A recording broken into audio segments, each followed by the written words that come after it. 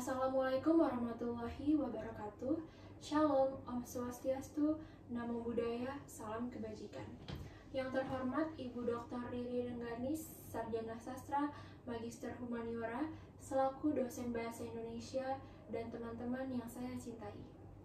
Perkenalkan, nama saya Najwa Tiara Jasmine dari NIM 002 dari TS 2023A. Izinkan saya memenuhi tugas Bahasa Indonesia dalam rangka menyambut Hari Sumpah Pemuda yang jatuh pada tanggal 28 Oktober. Di sini saya akan membuat video tentang bangga dalam berbahasa Indonesia. Sumpah Pemuda mengandung tekad untuk bersatu dan berjuang demi kemerdekaan Indonesia, tanpa memandang perbedaan suku, agama, dan budaya. Sumpah ini memperkuat semangat persatuan dan kesatuan bangsa serta mengukuhkan bahasa Indonesia sebagai bahasa persatuan. Dalam kehidupan sehari-hari, kita semua kerap menggunakan bahasa Indonesia. Bahasa Indonesia adalah bahasa yang paling penting di wilayah Negara Kesatuan Republik Indonesia karena dilihat dari kedudukannya dalam kehidupan berbangsa dan bernegara. Bahasa Indonesia memiliki dua pengertian, yaitu sebagai bahasa nasional dan sebagai bahasa negara. Bahasa Indonesia dalam kedudukannya sebagai bahasa nasional didasarkan pada Sumpah Pemuda pada tanggal 28 Oktober 1928, terutama butir ketiga yang berbunyi, "Kami putra dan putri Indonesia menjunjung bahasa persatuan bahasa Indonesia." Sementara dalam kedudukan bahasa Indonesia sebagai bahasa negara adalah didasarkan pada Undang-Undang Dasar 1945 pada pasal 36 yang berbunyi, bahasa negara adalah bahasa Indonesia. Sebagai bahasa nasional, bahasa Indonesia memiliki beberapa fungsi. Fungsi bahasa Indonesia dalam kehidupan sehari-hari, yang pertama ada komunikasi. Komunikasi adalah fungsi utama bahasa Indonesia antar individu.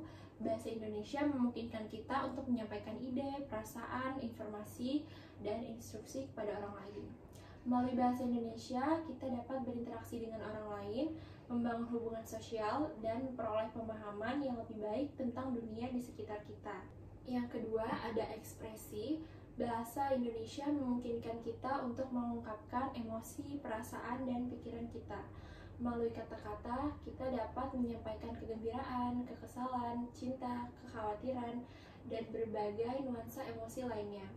Bahasa Indonesia juga memberikan cara bagi kita untuk memahami dan merespons ekspresi dari orang lain. Yang ketiga, ada penyimpanan dan pemindahan informasi. Bahasa memungkinkan manusia untuk menyimpan dan memindahkan informasi dari satu generasi ke generasi berikutnya. Melalui bahasa tertulis dan lisan, pengetahuan, budaya, tradisi, dan sejarah dapat dipertahankan dan diteruskan kepada generasi yang akan datang. Yang keempat, ada identitas dan kebudayaan. Bahasa juga membantu kita merasa terhubung dengan kelompok atau komunitas tertentu. Hal ini dikarenakan bahasa memainkan peran penting dalam membentuk identitas individu dan kelompok. Bahasa adalah bagian integral dari budaya dan melalui bahasa, nilai-nilai norma, tradisi, dan sejarah suatu kelompok dapat dipertahankan dan diwariskan. Yang kelima, ada pemikiran dan konseptualisasi. Bahasa mempengaruhi cara kita berpikir dan memahami dunia. Melalui bahasa, kita dapat mengkonseptualisasikan ide, mengorganisir pikiran, dan merumuskan pemikiran yang kompleks. Bahasa juga memungkinkan kita untuk mengembangkan konsep abstrak seperti cinta, keadilan, kebebasan, dan kebahagiaan. Yang keenam, ada pembelajaran dan pendidikan. Bahasa Indonesia adalah alat penting dalam pembelajaran dan pendidikan. Melalui bahasa Indonesia, pengetahuan dan informasi dapat disampaikan kepada individu atau kelompok yang ingin belajar. Bahasa juga memungkinkan kita untuk berbagi penemuan baru, teori, dan pemahaman dalam berbagai bidang ilmu pengetahuan dan disiplin lainnya. Fungsi-fungsi ini menunjukkan betapa pentingnya bahasa dalam kehidupan manusia. Bahasa membantu membangun hubungan sosial, memperkuat identitas, menyampaikan pikiran dan emosi, serta memfasilitasi pembelajaran dan pertukaran pengetahuan.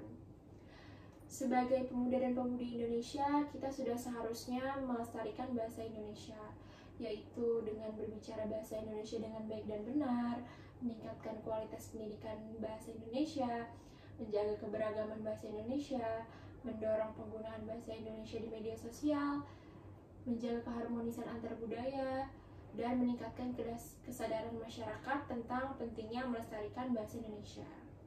Sekian yang dapat saya sampaikan. Apabila ada kata-kata yang kurang berkenan, mohon maaf sebesar-besarnya. Wassalamualaikum warahmatullahi wabarakatuh.